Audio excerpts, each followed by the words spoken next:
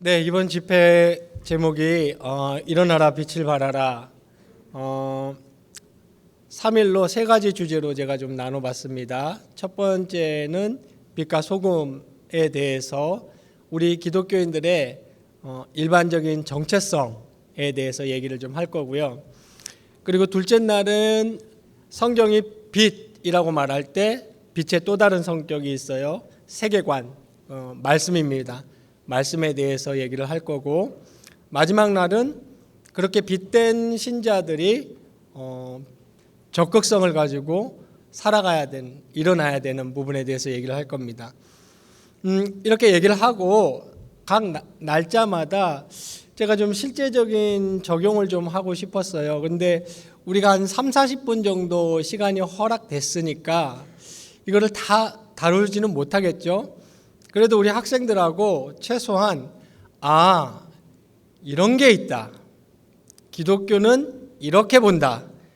최소한 이 정도 맛이라도 좀 보게 해줘야겠다 생각을 했습니다.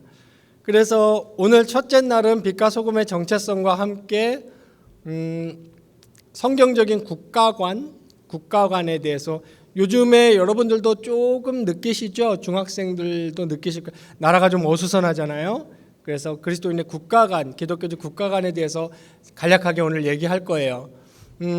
내일은 그리스도인들이 살아가면서 갖고 살아가는 기준, 과학에 대해서 좀 얘기를 할 거예요. 과학, 성경이랑 기독교랑 과학이 얼마나 친한지, 얼마나 잘 어우러지는지에 대해서 내일 얘기를 할 겁니다. 마지막 날은 원래 목사님이 동성애를 좀 준비했는데 갑자기 김주원 목사님, 원래 이걸 김주원 목사님이 좀 기획을 했어요. 김주원 목사님이 특강 강사로 초대하신 분이 동성애 이제 전문 강사라고 목요일 날 낮에 동성애를 한다는 거예요. 그래서 원래 김주원 목사님이 약간 목사님 안티예요. 그래가지고 이렇게 여러분 속된 말로 돌려까기라고 아십니까? 네, 그거 저한테 잘하시는 분이에요. 그래서 제가 동성애 준비한 줄 알고 동성애 강사를 모셨더라고요. 그래서 목사님이 조금 바꿨어요, 주제를. 동성애 낮에 전문 강사분이 되게 유명하신 분이, 훌륭하신 분이고, 여러분 이미 아시는 분도 계실 거예요. 좋으신 분이 오신다니. 그래서 제가 마지막 날은 포괄적 차별금지법에 대해서 조금 어려울 수 있지만 목사님이 얘기한 것처럼 한 번쯤 들어두세요. 이런 게 있구나 해서 3일 이렇게 실제적인 걸 다룰 겁니다. 오늘 저와 여러분이 먼저 생각해야 될 것이 예수님이 예수 믿는 사람들에게 정체성을 알려주셨어요. 정체성. 여러분 굉장히 많이 들어보셨을 거예요. 그것이 뭐냐면 너희는 세상의 빛과 소금이다. 이렇게 말씀하셨어요. 이 말은 여러분이 이 개념을 먼저 분명히 해둬야 됩니다. 너희가 세상에서 빛과 소금이 되어라. 이 말이 아니에요. 이 말이 아니에요. 여러분은 빛과 소금이 못 돼요. 저도 못 돼요. 될 수 없어요. 우리는 부족한 죄인들이라서. 참, 그 전에 제가 요번에 보니까 좀 목사님 요번에 알게 되었어요. 동기수양회가 중학교 1학년부터 대학교 졸업반까지 다 있다 그러더라고요. 그래서 이거를 수준을 어디다 맞춰야 되느냐. 그래서 요번 집회는 목사님이 중학교 한 2학년에서 3학년 그 사이에다가 맞췄어요. 그러니까 대학생들 좀 수준 높으신 우리 어르신들께서는 조금 양해하고 들어주시고. 근데 아까 어떤 교수님한테 제가 뭐 교수님 오래간만에 뵙고 반가운 선배 교수님 교수님 이렇게 얘기해서 오늘 너무 신나고 벌써 이렇게 가슴이 뛰어요. 잘해야 될 텐데 기도해 주세요. 막 그랬더니 이렇게 교수님 그래서 수준을 중학교 2학년한테 맞췄어요. 그랬더니 교수님이 에헤이 이러더니 잘못 왜요? 그랬더니 중학생은 어차피 잔대요. 그래서 그 교수 중학생한테 맞출 필요가 없다는데 제가 여기 올라와서 보니까 우리 SFC 중학생 운동원들은 절대 안 잘 것 같아요. 지금 눈빛을 보니까 적어도 첫째 날은 안 잘 것 같아요. 그러니까 네, 중학교 한 2학년 정도의 수준에 맞춰서 목사님이 얘기를 할 겁니다. 네, 계속 얘기를 하자면 빛이 되어라, 소금이 되어라 이 말이 아니고 너희는 세상에 정확히 말하면 너희가 좀 더 정확히 말하면 너희만 세상에 빛이고 소금이다 이 얘기를 하신 겁니다. 먼저 빛에 대해서 얘기를 좀 해볼까요? 빛이다 한 거는 은유적 표현이죠. 사람이 빛은 아니에요. 그죠? 빛은 어떤 종류의 빛이 세상에 있습니까? 태양빛이 있죠. 태양빛. 우리는 태양계에 살고 있는 생명체이기 때문에 태양빛에 의존하고 있어요. 또 다른 빛은 뭐가 있죠? 인공빛이 있어요. 조명. 이거 다 인공빛이에요. 그죠? 그럼 너희가 세상의 빛이다 했을 땐 너희가 태양빛이라는 것도 아니고 인공빛이라는 것도 아니에요. 잘 들어보세요. 성경에서 빛이다, 빛 했을 때 제일 먼저 강조하는 게 뭐냐면 생명을 말하는 거예요. 생명. 성경에서는 생명을 빛이다. 그래서 이걸 합쳐서 말하기도 해요. 성경엔 생명의 빛. 그렇다면 빛이다 했으면 뭐가 있는 거예요? 어두움이 있는 거예요. 어두움이 있는 거예요. 너희가 세상의 빛이다 했는데 만약에 세상이 어둡지 않고 세상이 환하고 밝다. 그러면 너희는 세상의 빛이다 이 말이 의미가 없겠죠. 의미가 없어요. 성경은 세상을 어두움이라고 봅니다. 여러분 성경을 좀 읽어보시고 설교를 들어보셨나요? 성경은 세상을 이것도 은유적인 표현이죠. 어두움, 흑암 이렇게 표현해요. 그래서 예수님이 오셨을 때 빛이 세상에 비추었다. 빛이 어둠을 밝혔다 이렇게 말해요. 이상하죠? 세상은 왜 어두움일까요? 세상은 어둡지 않습니다. 세상은 물리적으로 굉장히 밝아요. 밝고 특히 과학의 빛은 엄청나요. 이 과학의 빛은 굉장히 비약적이에요. 우리는 최찬란하게 빛나는 최첨단 과학 문명의 시대에 살고 있어요. 오늘날처럼 과학이 빛나는 시대는 없었어요. 또 다른 측면을 볼까요? 윤리의 빛도 이루 말할 수 없이 반짝반짝 빛나요. 오늘날처럼 윤리가 잘 정의가 돼 있고 규정이 돼 있고 윤리가 가르쳐지는 시대도 없어요. 도덕도 마찬가지입니다. 교육의 빛, 오늘날이 인류 역사상 가장 찬란하고 밝게 빛나는 교육 시스템과 그리고 교육 체계와 교육의 컨텐츠 내용들을 가지고 있어요. 세상이 이렇게 밝아요. 그리고 물리적으로도 밝고 지금 여기 밝죠. 어느 면으로 보나 밝아요. 밝을 때 잃을 데가 없어요. 근데 성경은 세상은 어두움이다라고 한 이유가 무엇이냐면 세상에는 참 생명이 없다 이 얘기를 한 겁니다. 세상에 생명이 없다 이 말이 세상은 흑암이요 세상은 어두움이다 이 얘기를 한 거예요. 그런데 그리스도인들에게만 그래서 너희만 세상의 빛이다 그랬습니다. 그러면 목사님이 세상에 생명이 없는 것을 어두움이라 그랬습니다. 그게 진짜 어두움이죠. 한번 곰곰이 생각해 보세요. 길거리가 아무리 밝으면 뭐합니까? 과학이 최첨단으로 찬란한 빛을 발하면 뭐합니까? 윤리가 그렇게 고도로 발달하면 뭘 하겠어요?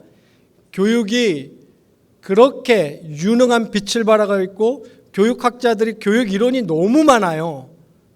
말 그대로 반짝반짝 빛나죠. 그러면 뭐 하겠어요? 만약에 거기에 라이프, 생명이 없다면 아무 소용이 없어요. 핵심은 생명이죠. 일단 존재에게, 여러분 다 존재이잖아요.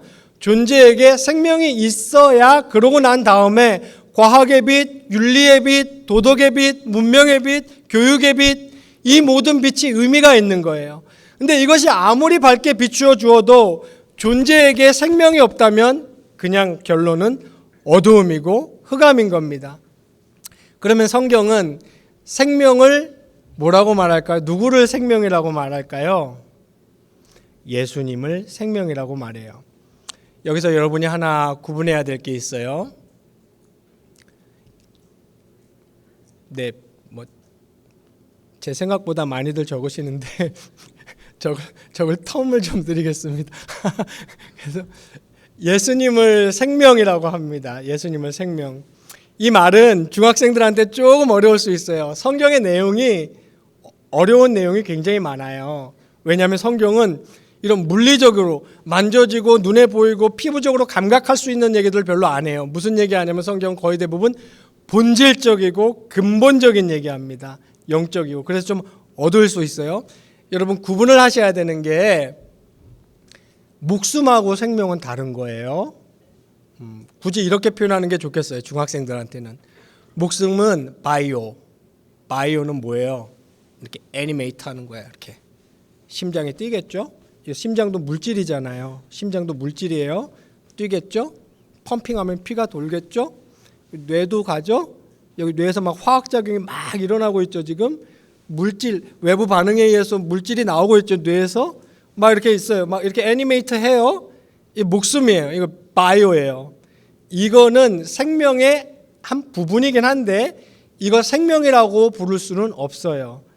이거는 그냥 이 펌핑이 딱 심장 펌핑이 멈추면 딱 끝나요. 목숨이 다했다. 목숨이 숨을 거뒀다 이렇게 표현합니다. 근데 진짜 생명은 이렇게 눈에 보이거나 만져지거나 어떤 화학작용으로 설명될 수 없는 굉장히 신비로운 것이에요. 생명은 신비로운 것입니다. 일단 들어두세요. 좀 어려워요. 원래 인류 사회를 돌아가게 하고 있는 핵심적인 가치들 있잖아요. 그런 것들은 물리나 입증이나 증명 같은 걸로 되지 않는 거예요. 예를 들어 볼까요? 사랑? 여러분 사랑 있어요? 있죠. 어디 있어요? 사랑 믿죠? 네. 사랑은 어떤 거예요? 안 만져지고 안 보이고 안 들리고 맛도 없어요. 사랑은. 제가 여러 번 말했어요.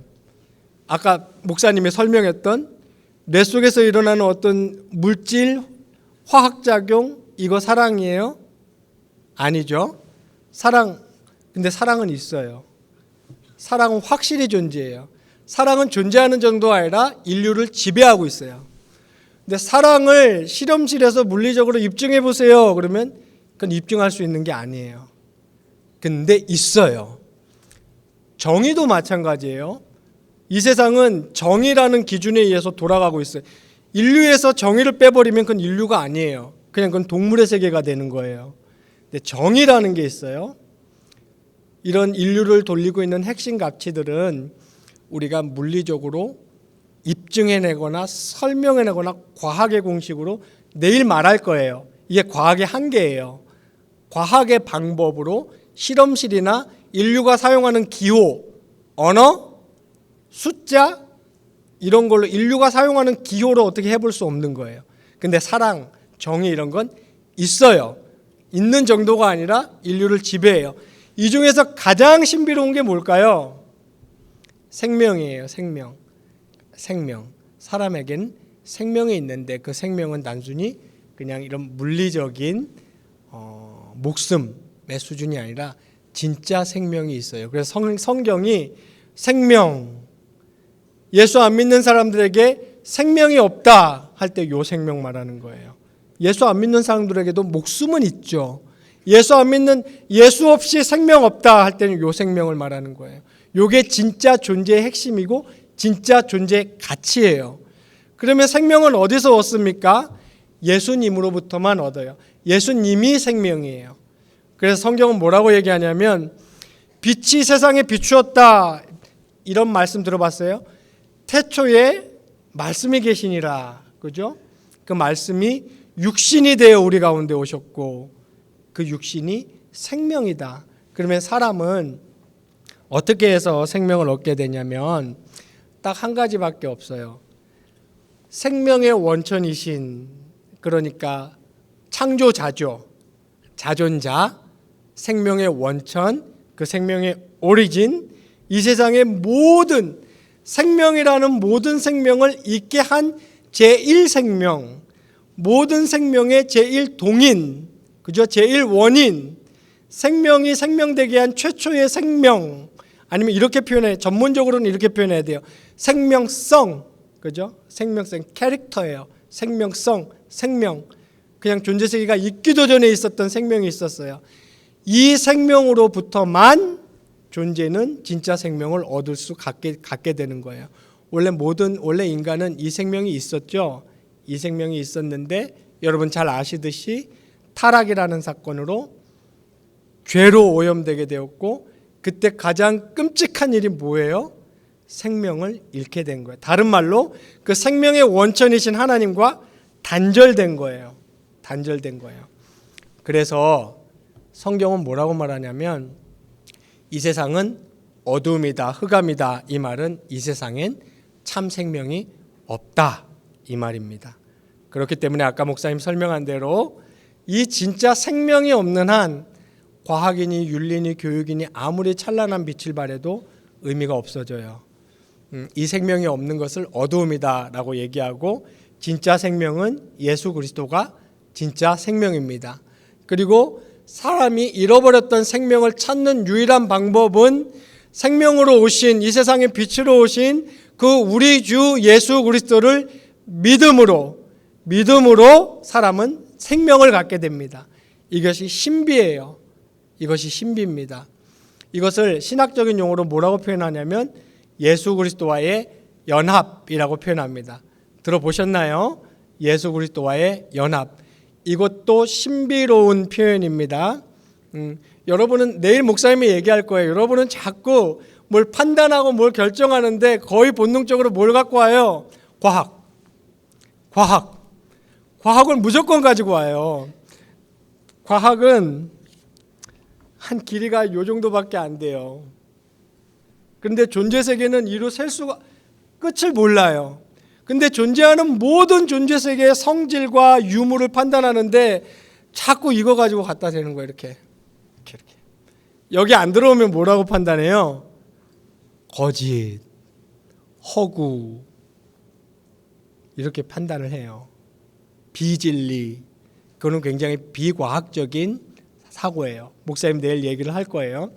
그래서 목사님 지금 하고 싶은 얘기는, 여러분은 예수를 믿고 생명을 얻었다, 예수님과 연합되었다, 이런 것은 여러분이 영적으로 받아들이는 겁니다. 영적으로. 그러니까 신비로 받아들이는 거예요. 기독교는 굉장히 신비로운 종교입니다. 제가 그래서 목사님 아까 그렇게 설명을 한 거예요. 진짜 인류를 돌리는 핵심 가치들은 이걸로 어떻게 해볼 수 없어요. 이거 목사님 뭐라 그랬죠? 과학. 얘는 끝내줘요. 목사님 진짜 끝내줘요. 얘가 없으면 인류가 더 이상 앞으로 못 나갈 수도 있어요. 인류가 제일 필요한 도구예요. 도구. 그죠? 얘의 덕을 얼마나 보고 있어요. 지금 제가 얘 덕을 안 봐서 이 마이크로폰이 없었으면 목사님 목이 다 갔을 수도 있어요. 얘의 덕이 없어서 이 조명빛이 없었으면 우리 횃불 켜놓고 여기 이거 했을 수도 있어요. 어쨌거나. 근데 얘가 모든 걸 다 판가름하는 건 아닙니다. 그래서 여러분이 예수님이 빛이시다, 예수님이 생명이시다, 이런 얘기를 들을 때는 이것을 영적으로, 형이상학적으로, 믿음의 눈으로 받아들이는 겁니다. 그래서 여러분이 예수 믿는 사람이 세상의 빛이다, 이 말은 예수 믿는 사람이 진짜 생명을 가지고 있다, 이 말이고, 이 말은 예수 믿는 사람이 원래 생명의 제일 근원이신 그 하나님과 연결되어 있다, 이 말입니다. 그래서 예수님이 너희만 세상의 빛이다, 이렇게 표현을 한 거죠. 그러면 세상의 빛인데 이 빛의 역할이죠. 빛의 역할을 어떻게 할 수 있겠습니까? 두 가지예요. 첫째는 그 세계관을 갖는 겁니다. 이건 굉장히 중요해요. 아마 예수 안 믿는 사람들이나 무신론자들하고 한번 대화를 해보세요. 목사님은 딱 2번 해봤어요. 살면서 이렇게 무신론자들하고 막 대화를 나눌 수 있는 기회는 거의 없을걸요. 없어요. 거의 없다고 보면 돼요. 친한 친구, 무신론 친한 친구하고 뭐 이렇게 얘기를 나눌 기회가 있을라나? 근데 이제 그분들에게 생명이 뭐냐고 한번 물어보세요. 답을 할 수 있을까요? 없을까요? 그분들이 과학을 그렇게 좋아하신다니, 논리와 합리를 그렇게 좋아하신다니, 생명이 무엇인지 논리적으로 합리적으로 한번 설명을 해보라고 한번 기회가 되면 물어보세요. 모르겠어요. 적어도 목사님이 읽었던 그 많은 서적, 그 많은 책, 논문, 뭐 그렇다고 뭐 제가 굉장히 많이 읽은 사람은 아니에요. 여러분보다 많이 읽었겠죠. 그리고 제가 만나본 사람들 중에 생명이 무엇인지 딱 말할 수 있는 사람 중 한 명도 못 봤어요. 한 명도 못 봤어요. 말할 수 있는 건 겨우 뭐냐면 목숨, 생물학적인, 의학적인 목숨 정도 말할 수 있어요. 그래서 칼 막스 같은 사람은 무슨 말 했어요? 유물론. 인간은 그냥 물질이야. 이렇게 외부 반응, 외부 자극에 반응하다가 이렇게 애니메이터 하다가 기계가 탁 멈추듯이 그냥 심장이 멈추면 인간도 끝나. 이제 그게 이제 공산주의 사회의 어떤 가치를 이루고 있는 것이고 그렇게까지 나가는 말하는 철학도 있어요. 근데 이 생명은 굉장히 신비로운 것이에요. 이 생명을 비춘다는 것의 첫 번째 방식은 요걸 믿는다는 거예요. 예수 믿는다는 거. 이걸 분명히 하는 거예요, 여러분. 나는 빛이야. 세상에서 빛의 역할을 해야겠어. 나는 하고 싶어. 할 테야 했을 때 첫 번째, 두 가지 중에 첫 번째는 믿는 거예요. 예수 믿는 것. 내가 예수 그리스도와 연합되어 있다. 나는 예수님을 믿는다. 믿는 거예요. 예수님을 생명으로 여러분이 만드는 게 아니에요. 예수님을 빛으로 만드는 게 아닙니다. 이미 유일한 생명이시고 유일한 빛인 예수님을 믿는 거예요. 믿는 것이 여러분이 빛의 역할을 하는 겁니다. 두 번째는 뭘까요? 두 번째는 전도하는 겁니다. 전도한다는 게 뭐죠? 예수님을 전파하는 거예요. 생명이시고 빛이신 예수님을 전파하는 거죠. 그런데 여기 중요한 게 있어요. 이 사람이 여러분 그런 말 들어보셨어요? 말로는 뭘 못해 들어봤습니까? 네, 이거는 살면 살수록 정말 사람이 말로는 뭘 못하겠어요? 여러분 전도한다는 것, 예수님을 전파한다는 것이 말이 중요할까요? 삶이 중요할까요? 헷갈리세요? 예수님을 전파한다, 예수님을 전한다는 것이 말이 중요할까요? 그리스도인의 삶이 중요할까요? 네, 그리스도의 삶이 중요합니다. 어떻게 보면 삶이 다 말한다고 할 수도 있어요. 어떤 사람이 예수 믿자, 교회 한번 가자 이랬을 때 만약에 그 사람이 교회 한번 가볼까? 그래 하고 교회를 따라갔다면 이 사람은 이 예수 믿는 사람의 삶을 어느 정도 인정한 거예요. 만약에 삶으로 아무것도 보여주지 않았는데 생뚱맞게 예수 믿자, 교회 가자 그러면 반응을 할까요, 안 할까요? 반응을 잘 안 해요. 잘 안 합니다. 그래서 예수님이 빛과 함께 얘기한 게 뭘까요? 너희는 세상의 빛과 네, 소금이다. 빛과 함께 얘기한 게 소금이에요. 소금이라는 것은 무엇이냐면 이 세상에서 종교적이고 윤리적인 삶을 산다는 게 소금의 역할을 한다는 겁니다. 그래서 진짜 비치려면 진짜 소금이어야 되는 거예요. 목사님이 지금 종교적인 삶이라고만 안 했죠? 종교적이고 무슨 삶이라고 그랬죠? 네, 윤리적인 삶이라 그랬어요. 종교적인 삶은 뭡니까? 저와 여러분이 얘기하고 있는 신앙생활이죠. 신앙생활. 그 종교적인 삶이에요. 종교적인 삶만큼 중요한 것은 윤리적인 삶입니다.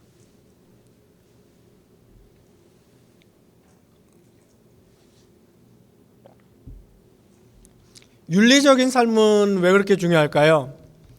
여러분 성경에 보시면 성경에 윤리를 굉장히 강조하고 있어요. 정직하고 성실하고 바르고 참되고 거짓말해서는 안 되고 탐내서는 안 되고 다 윤리입니다. 서신서를 한번 보세요. 신약에 절반은 윤리예요. 절반은. 한번 보세요. 윤리가 왜 이렇게 목사님, 예수 믿으면 신앙생활 잘하면 되지 왜 윤리가 나오죠? 윤리는 그리스도인들의 것이에요. 왜 그러냐면 똑같은 얘기예요. 아까랑. 윤리가 어디서 왔을까요? 정직, 선, 겸손, 참된, 정의. 이 윤리 어디서 왔어요? 이거 지금 왜 있어요? 인류에.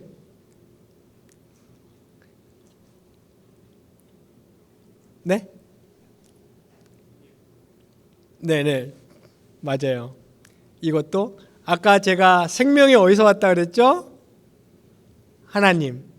이 윤리도 하나님으로부터 온 거예요. 윤리가 하나님으로부터 왔단 말이 무슨 말이에요? 성경에 보면 이런 말 나오죠. 많이 봤을 거예요. 평강의 왕, 그죠? 겸손의 왕. 하나님은 사랑이시다. 하나님은 성실.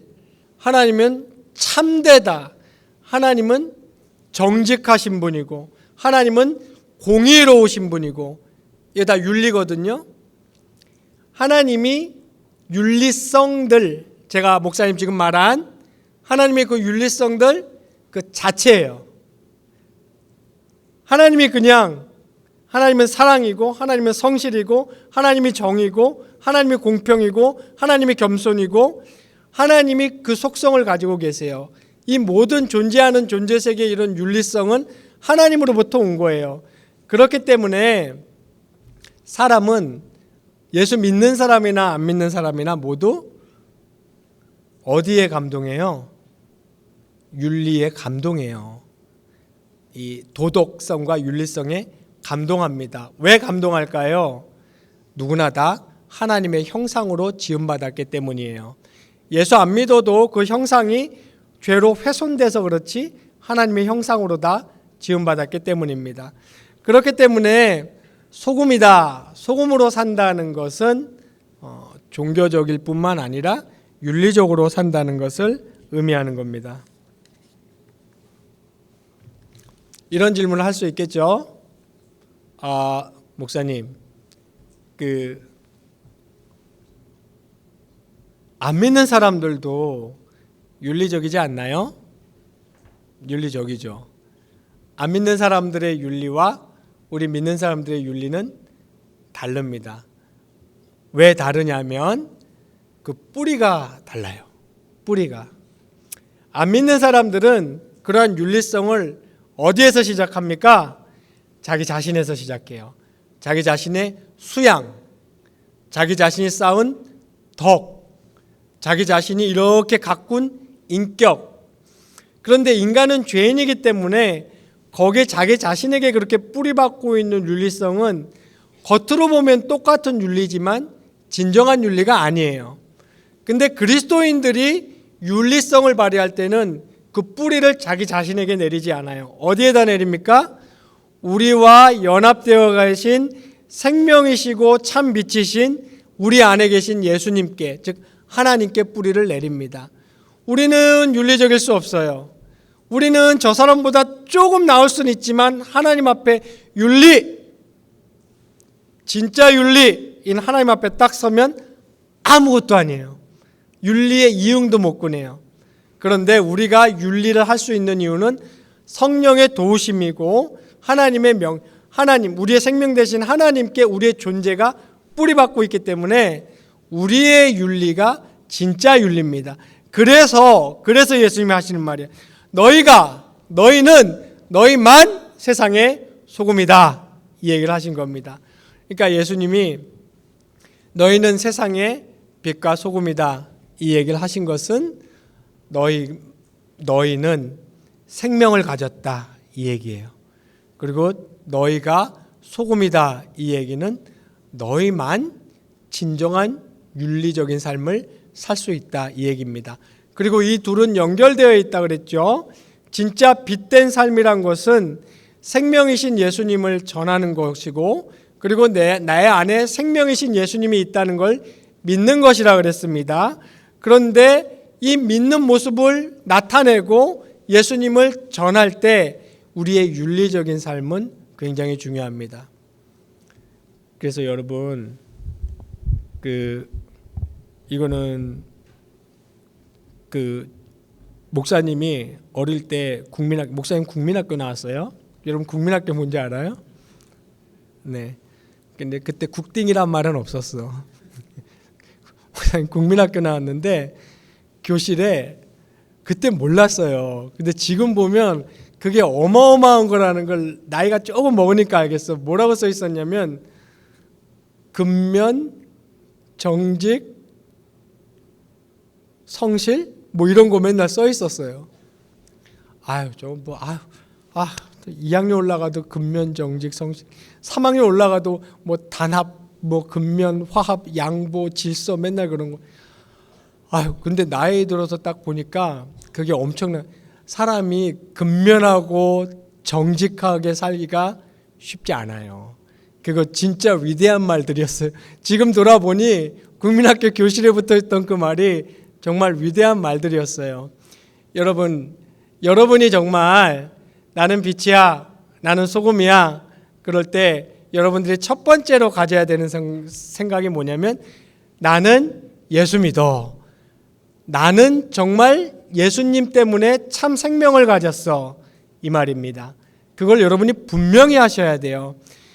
여러분이 만약에 그게 이해가 잘 안 간다면 믿으세요. 일단 목사님 왜 이렇게 무식하게 그러세요? 무조건 믿으라 그러지 마세요. 일단 이해를 한 다음에 믿으랍니다. 여러분보다 훨씬 똑똑한 천재들이 한 마리 있어요. 어거스틴이라고 들어봤어요? 어거스틴? 철학, 플라톤, 어거스틴, 이렇게 어거스틴 안 하면 철학을 할 수가 없어요. 거의 천재예요. 그 중세에 안셈이라는 유명한 또 철학자가 있어요. 이런 류의 사람들이 무슨 얘기를 했는지 알아요? 이해를 추구하는 믿음이래요. Belief seeking understanding 그랬어요. 이해 가십니까? Belief seeking understanding. 이해를 추구하는 믿음이라 그랬어요. 여러분 믿는다는 것이 belief라는 것을 이렇게 무식하게 취급하시면 안 됩니다. 믿음을 무식하게 취급하는 건 무식한 거예요. 그러니까 여러분 만약에 목사님 나 지금 잘 이해가 안 가요 그러면 예수님을 믿으세요. 믿으면 여러분들이 이해하게 되는 경우가 굉장히 많습니다. 여러분들 그리고 이 세상에 완전한 이해가 있을까요? 그냥 이거 justifully 그냥 완전히 understanding 하는 이해가 이 세상에 있습니까? 그런 이해는 없어요. 여러분 대학교 졸업생들 이제 형 누나들은 조금 요 말 이해하실 거예요. 학문을 공부하면 공부할수록 어떻게 돼요? 이렇게 돼요. 이렇게 돼요. 이렇게. 자기가 얼마나 조금 알고 있는지 알게 돼요. 이런 비유 알아요, 여러분? 대학을 딱 들어가면 이런데요. 뭐 예를 들어 생물학과에 들어간다. 그러면 내가 파리 한 마리에 대해서는 완전히 정복하리라. 대학을 들어간대요. 대학을 졸업하고 석사 과정에 가면 파리를 다 알긴 힘들겠고 내가 파리 뒷다리만큼은 전문가가 되리라. 석사를 마치고 박사에 들어가면 어떻게 생각이 바뀌는 줄 아세요? 뒷다리도 다 알긴 좀 힘들겠다. 뒷다리의 세 번째 더듬이만큼은 내가 전문가가 되리라. 이거는 시사하는 바가 굉장히 큽니다. 여러분 사람은 완전한 이해라는 것은 가질 수 없어요. 사람에게 필요한 것은 믿음. 목사님 내일 얘기할 텐데 과학도 믿음을 기반으로 해요. 네, 존재하는 존재세계에 질서가 있을 것이라는 믿음. 존재하는 존재세계에 있는 그 질서는 인간이 이해할 수 있을 것이라는 신앙. 그것이 전제되지 않으면 과학은 시작할 수가 없어요. 모든 게 믿음에서 출발하는 겁니다. 여러분 성경에서 말하는 믿음을 그렇게 무식한 눈으로 바라보지 마세요. 네, 여러분들 앞서 갔던 선배들 위대한 그리스도인들이 얼마나 똑똑하고 유식한 사람들인데 그 사람들 신앙이 얼마나 좋았는데요. 그래서 여러분 제가 제안하는 것은 목사님 저 아직 잘 이해가 안 돼요. 그러면 믿으세요. 성경이 말하는. 그러다 보면은 이해를 찾아가게 됩니다. 어거스틴이나 안쌤이 말한 그 말씀을 한번 마음에 새겨보세요. Belief seeking understanding, 이해를 추구하는 믿음. 그 다음에 이제 나는 빛과 소금의 역할을 다하겠다는 것은 또 하나 뭐라 그랬죠? 종교적이고 윤리적인 삶을 사는 거라 그랬어요. 학교에 가면 어떻게 해야 돼요? 지각하면 안 되겠죠.